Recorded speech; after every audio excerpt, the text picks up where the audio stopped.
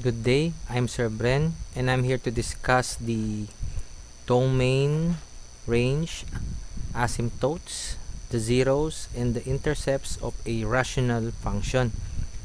So magbibigay lang ako muna ng isang example. So our example here is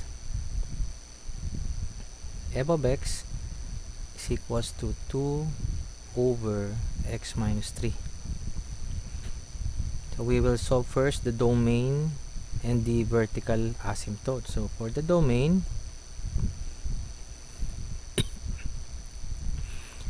the step here is to change or to equate the denominator into 0. Equate the denominator to 0. So we have x minus 3 is equals to 0. So x negative 3 to the other side will become positive. So ibig sabihin x is equals to 3, or our domain is x should not be equal to 3. So this is written as a set notation. Is the domain is the set of all real numbers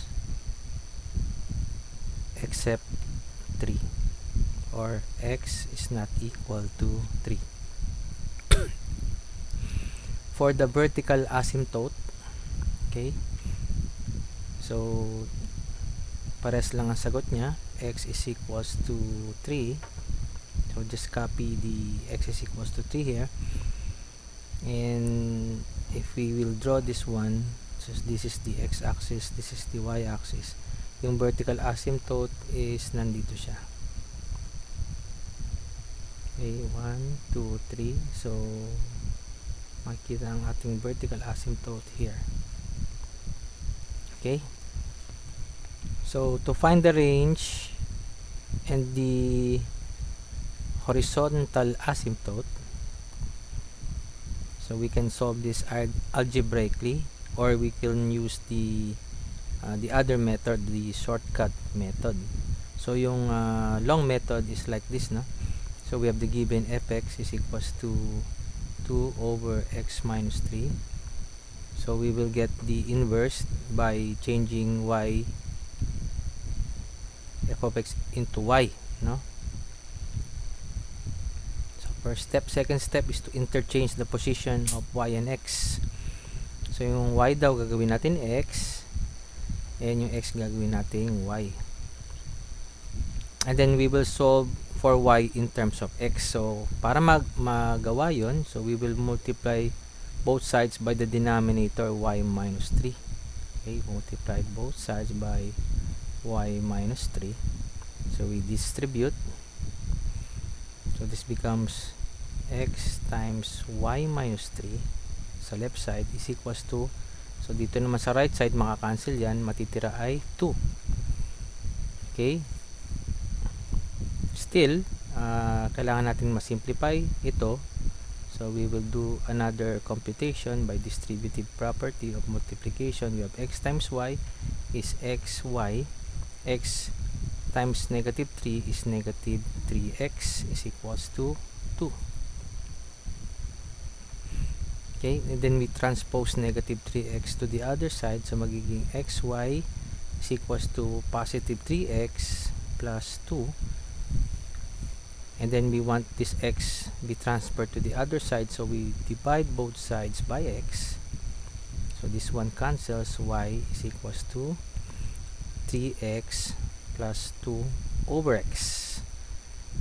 Now next procedure is to equate this one, the denominator x, to 0. So ito 1, ito equate natin sa 0.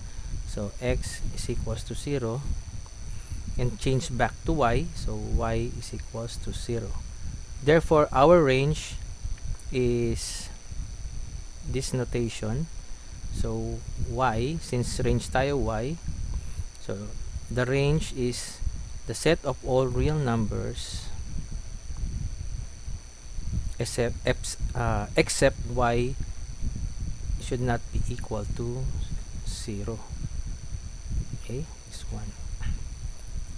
So So this is the long method. Kung short method, gagawin natin ito, no? So meron lang tayong mga options. If the degree of the numerator is less than the degree of the denominator, automatically y is equals to 0. So second, if the degree of the numerator is equal to the degree of the denominator, degree by the way is the exponent, no? Or the leading or the highest exponent of the polynomial.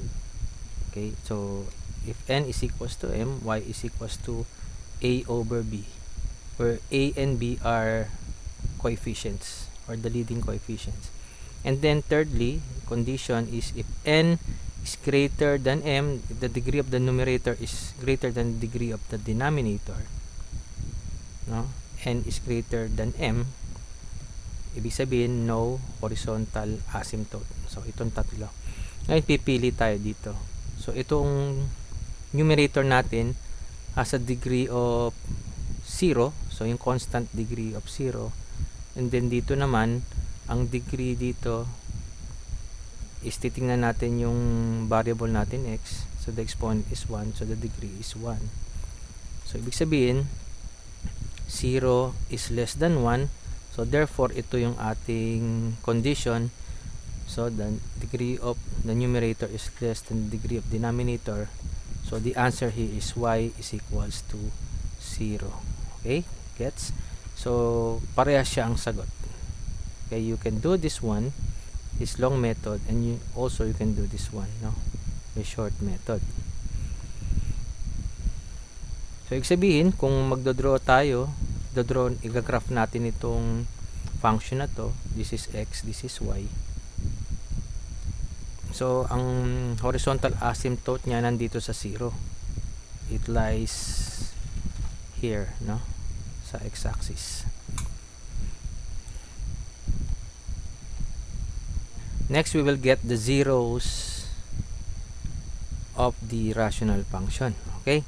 So we have 4 procedures. First, factor the numerator and the denominator. So the first procedure is to factor the numerator and the denominator. Since wala nang factor yung numerator, so constant 2 siya divided by x minus 3. So we will leave it here, no? And then next, identify the restrictions. So pag sinabing restrictions, we will equate the denominator to 0. So sa denominator tayo titingin. So x minus 3 is equals to 0. Ibig sabihin ang restriction natin, negative 3 to the other side, is x is 3. Kaya sinabing restriction kasi pag sinubstitute natin yung x is equals to 3 dito sa original function, magsisiro yung kanyang denominator at magiging undefined. So 3 is the restriction. Third step is to identify the values of x that will make the numerator equal to 0. Since walang x itong ating given function, no, kasi 2 lang siya, no, class. Therefore, we have no values of x. And the fourth step, so we are finding or to identify the zeros of the function. So since wala tayong values of x, therefore there is no zeros of this function. Okay? Next, we will get the y-intercept or the intercepts. First is the y-intercept. Procedure here is to substitute 0 for x. So ito yung given natin, no?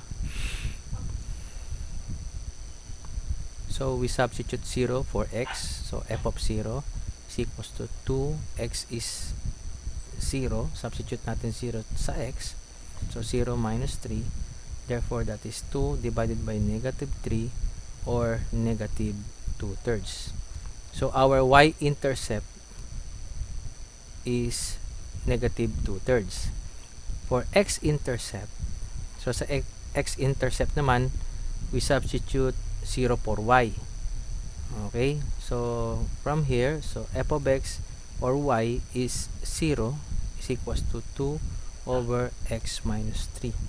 And then we will solve for x. So to solve for x, we multiply both sides. So kailangan natin mawala yung denominator to solve for x. So we multiply both sides by x minus 3. So doing distributive, so 0 times x minus 3 is 0. X minus 3 times 2 over x minus 3. So makakancel yan. Ang matitira dito is 2. So ibig sabihin yan, since we have no value of x, there is no x intercept.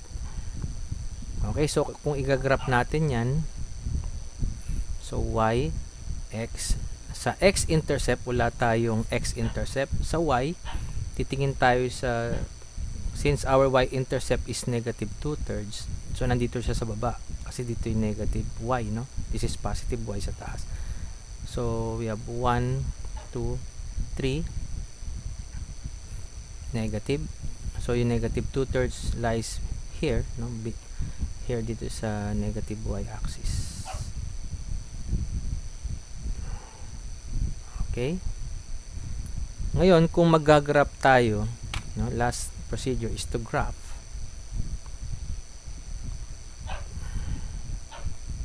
Yan. So kung mag-graph tayo using Desmos, ang gamit ko ay Desmos, you just type the function.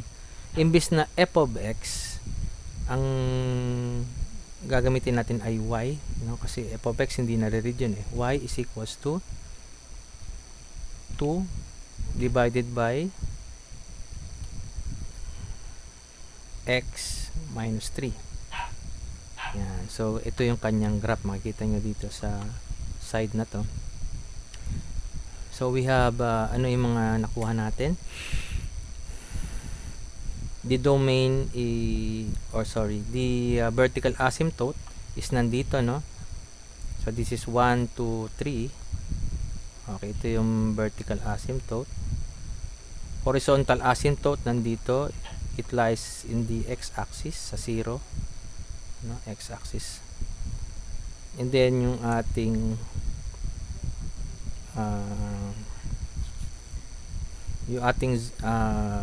y-intercept is nandito, no? So makita nyo, no? That is negative 0.66667, which is negative 2/3. And then wala tayong x-intercept, na wala tayong x-intercept. Ibig sabihin yung graph natin dumaan or nag-intersect sa negative 0.6667 or negative 2/3 ng y-axis. And then sa x-axis hindi siya nag-intersect. Okay? And then yung asymptotes, kita nyo, dumadaan siya pero hindi siya dumidikit, no? Sa mga asymptotes. Okay? So yun yung ating lesson for today. Thank you very much, and hope you have learned from this lesson. This is Sir Bren. Don't forget to like this video and subscribe to my channel. I will see you on the next video, and goodbye. God bless.